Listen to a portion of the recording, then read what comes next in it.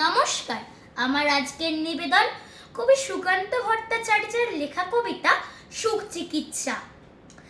বদ্রীনাথের সর্দি হলো কলকাতাতে গিয়ে, আচ্ছা করে জোলাপ নিল নরসিনাকে দিয়ে।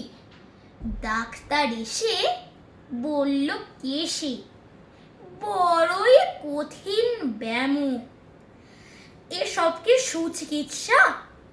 আরে আরে রাম, আমার হাতে পড়লে পরে এক্সরে করে দেখি রোগটা কেমন, কঠিন কিংবা আসল কিংবা মেকি।